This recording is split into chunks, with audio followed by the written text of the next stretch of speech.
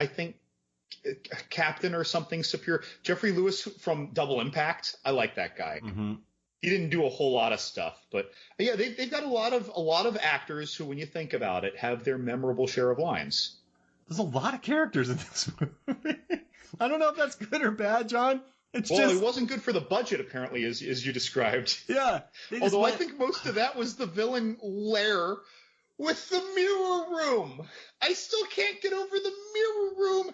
That is such a Marvel supervillain or evil wizard thing to have. He just had that. He had that installed, Mark. At some point, he contacted a contractor, or had his assistant contact a contractor, and he gave them specs for his mirror room. Oh man, it's just so.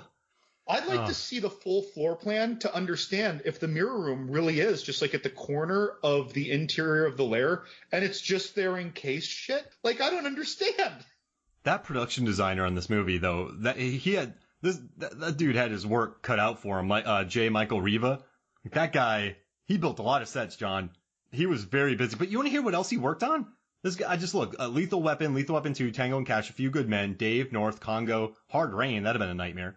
6 Days, 7 Nights, Lethal Weapon 4, he did Evolution, heck yeah. They moved on to Stealth, Spider-Man 3, Iron Man 2, The Amazing Spider-Man, then Django Unchained. And in all these, he's doing the set design? Yeah, production design. But imagine, I would have loved to have been on that set and just be like, hey, any of these, like a downtime.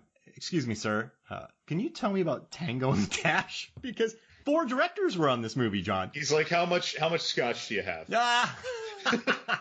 Oh, yeah. He would probably just walk away and just get me fired because he doesn't want to think about it. I mean, they had a director. They fired the director because he was going like too seriously.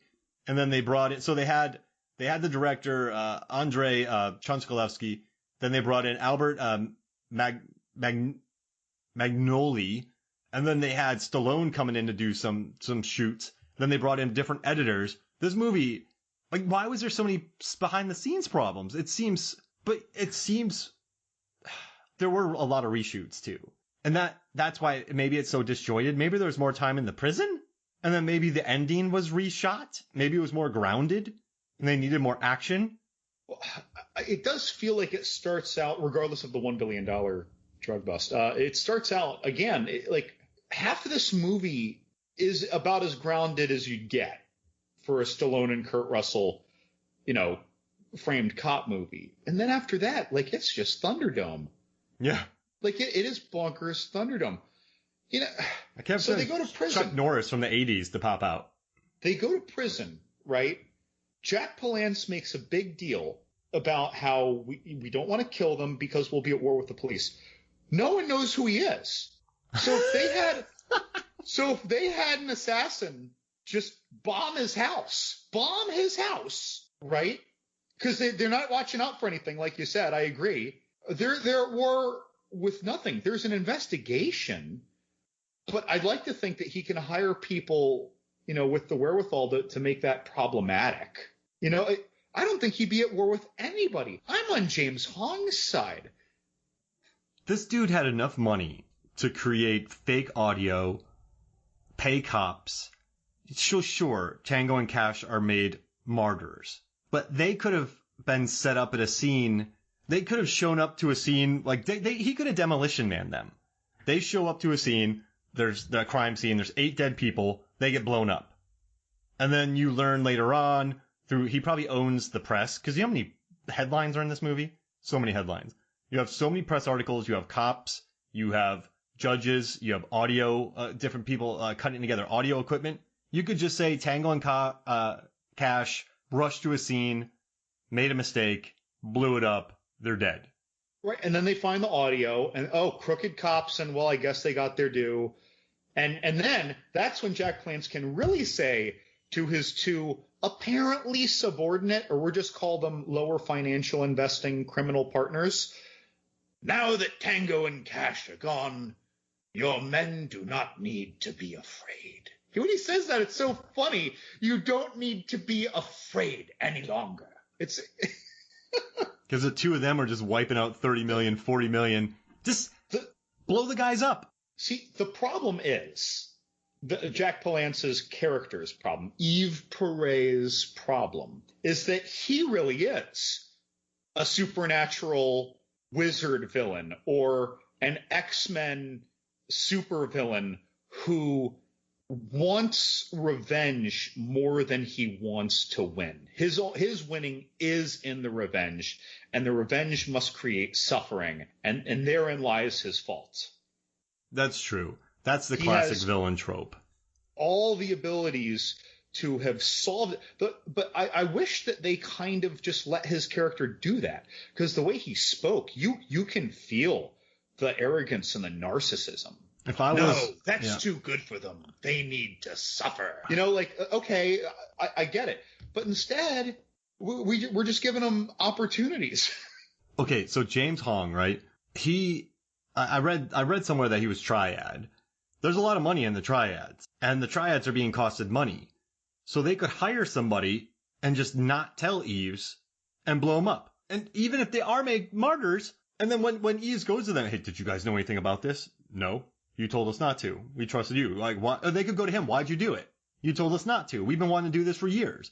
I mean, maybe they couldn't have blown him up, John. Maybe they try, and they just can't do it. I mean, I'm sure they're terrified of Jack Palance. Yeah, that's true. Because he's clearly the top dog. It's like he's the CEO, and they each only have 5% of the company. This dude has Thunderdome. He does, though, doesn't he?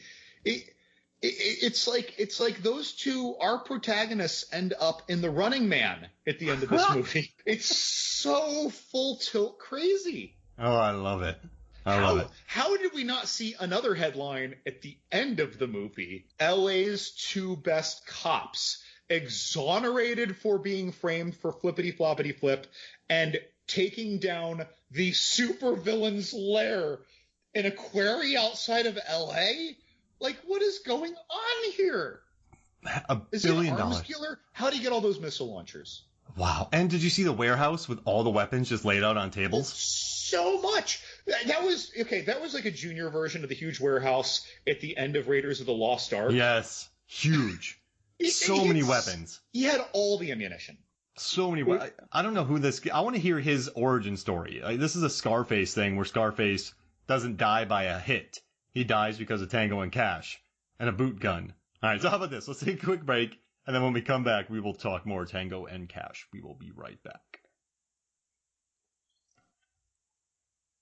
Welcome back to Movies, Films, and Flicks. And I gotta tell you, John, I am getting sick of all the grime, crime, and slime in this city. I love that line. Terry Hatcher. What are you gonna do about it? Terry Hatcher's really game in this movie, though. I mean, she holds her own with these guys, I would say. I don't know if you don't, but I'll say, so on first rewatch in a long time, I felt that she was done the disservice of the typical female love interest in one of these movies. And as I watched it a few more times, again in the last month, I come to realize, like, the nudity is just the guys, their butts, right? In the shower together, calling each other Pee-wee. I mean, she is. We never so much as see. Well, I mean, we see her in her showgirl outfit, but when it comes to the faux sex scene, she's like wearing a robe.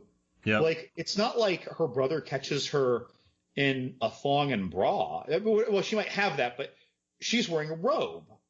And so it's like, and the faux sex scene, not a real sex scene.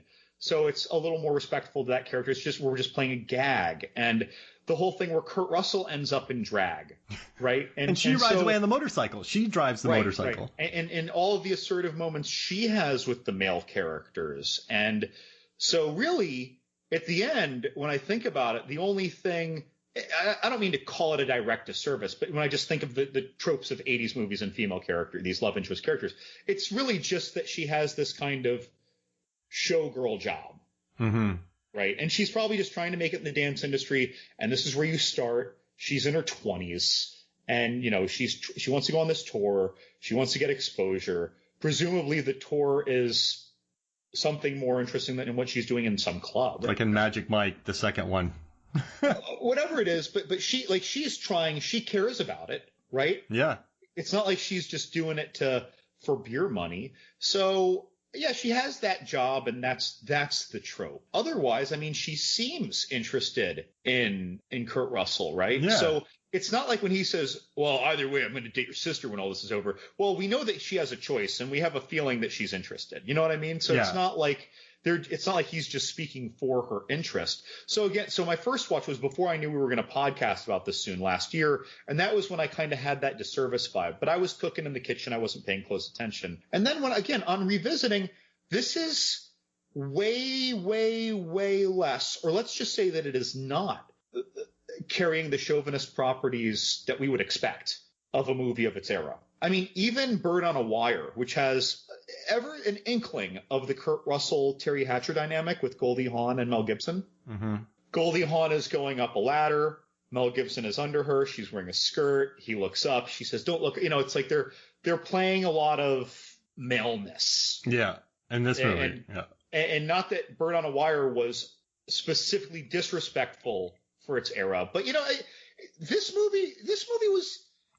crazy ass movie, Mark, might have been one of the more wholesome 80s cop movies with regards to its female characters. Now, I'll say Die Hard though didn't pull any punches. Our one main female character is a strong character. Yeah, Bonnie Bedelia. Right. Oh, for sure. Yeah, she was great in that. But these are unusual things. Yeah, that did not happen in the. I'm so glad we're past that. You know what I was just looking at though?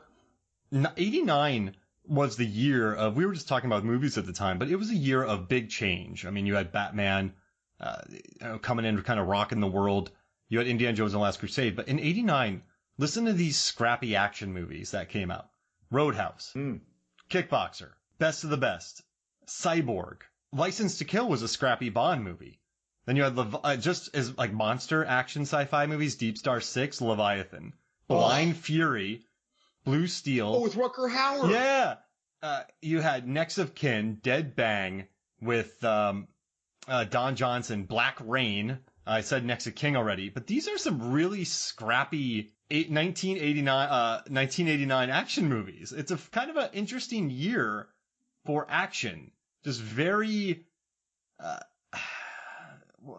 cult classic-y, very. It was like, because if you think about 92 and then working your way up, then 94 you had Speed and True Lies. This was a very 89 was a very transitional year. It seems this was like the experiment year. Yeah. This was like the exploding RV in the desert because of a meth cook movie. Like except it worked in this case. But they were with how this movie changes halfway down, right, from our standard to our bonkers kind of chapters. Like they were throwing things on the wall, and if it stuck, they're like, "Yeah, let's do it." Wait, that stuck? Yeah. I mean, and then we're gonna have all these SUVs with missile launchers. Oh, what? gosh. It's like, yeah, it's gonna be, but it's okay because they're in a 1979 Aerostar that we made into a war machine. Huh? Oh, right. But after they take out the rocket launcher SUVs or pickup trucks, then there's going to be these huge jump trucks that come try to demo them. What? Out of nowhere. nowhere. No, but then they're going to overtake them, and they're going to take it and get into the like. It's so over the top. So over the top, and even the prison fight scene is over the top. Because Stallone opens it up with a front kick that sends a burly person flying. Then he throws a backhand that knocks a large prisoner 6 feet back in the air. It's such a...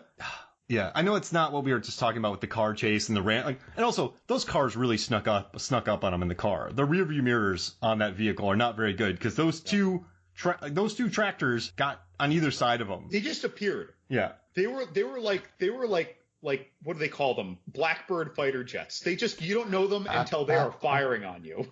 What did you think about the prison fight scene with the electrocution that's very Hobbs and Shaw-ian, and where they just pulverize at least 30 criminals? This whole scene, though, this goes back to what I would call like one of the hugest unnecessary risks, other than not having them assassinated. Jack Palance, like, he had to slip out.